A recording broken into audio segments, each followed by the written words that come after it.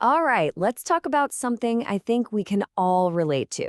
That feeling of being totally overwhelmed by our own stuff. If you've ever felt that way, we're going to dive into a simple, but honestly, life-changing habit called the one a day rule. You know that feeling, right? Where it seems like your possessions actually own you and not the other way around. It's this sense of being stuck, maybe a little stressed, and just constantly trying to find things.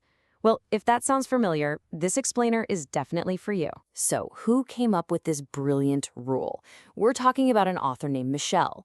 And the best part is, she wasn't born a minimalist, not even close. In fact, her college dorm room was so legendarily messy that her teacher was literally speechless.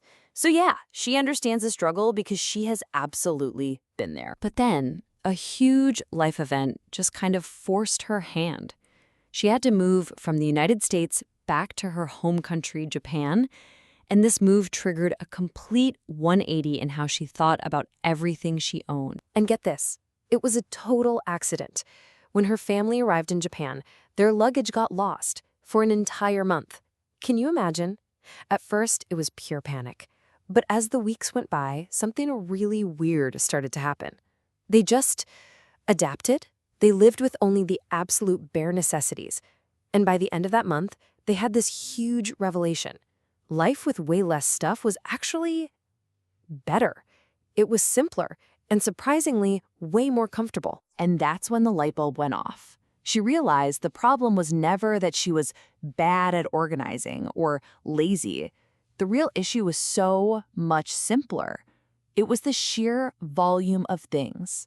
It wasn't a character flaw. It was a quantity problem. And that realization changed everything. And so out of that experience, she created this incredibly elegant solution, the one-a-day rule. The whole idea is to build a habit that you can actually stick with zero pressure. All you have to do is get rid of just one, unnecessary item every single day. And when I say simple, I mean this is probably the easiest habit in the world. Step 1, find one thing. It can be a crumpled receipt in your pocket, a pen that's out of ink, a sock whose partner vanished years ago. Step 2, let it go. And that's it. You're done for the day. The bar is so low, you basically can't fail. This is what's so genius about it. It's designed for real busy people. Michelle herself says she created it for the lazy person in all of us. And let's be honest, we all have one. This isn't about some huge, draining weekend project. It's a tiny, consistent action that takes, less than a minute a day? Okay, so you get rid of one thing a day. After a year, that's 365 items gone. But the real magic here goes way beyond just having a tidy room. The ripple effects are where things get really interesting. Just look at the contrast here. Life before is filled with all that wasted time hunting for your keys, right? That constant, low-level hum of stress from the mess, and the absolute dread of having to clean. But life after? Suddenly you have more time for the good stuff, hobbies, family. You get the sense of mental peace, and tidying up becomes, effortless. And here's a stat that just blew my mind. For her family of 5, that's right, 5 people, it now takes just 3 minutes. That's what this number represents, 3 minutes to completely reset their entire home every night. It's just a perfect example of the truth.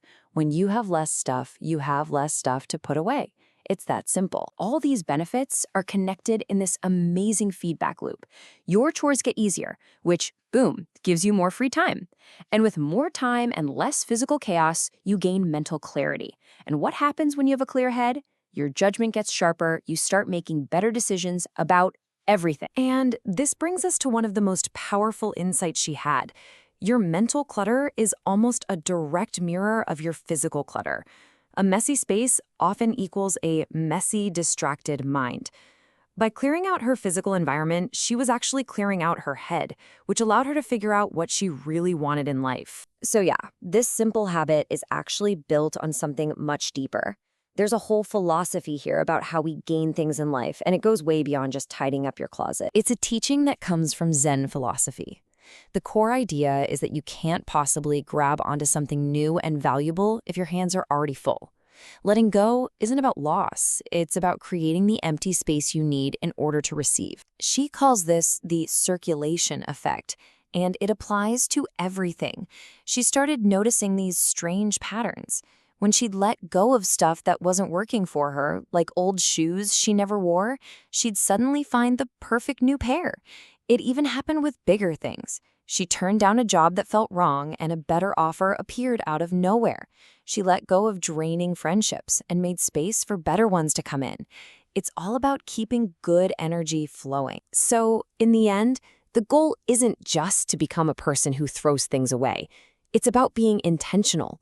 By getting rid of the excess, you learn to really, truly love and appreciate the things you decide to keep. You finally get to learn what enough really feels like. And that's really the beauty of this whole thing. You don't need a plan. You don't need to wait for the weekend. You can start right now, in less than a minute. So I'll leave you with this one simple question to think about. If you could let go of just one thing today, what would it be?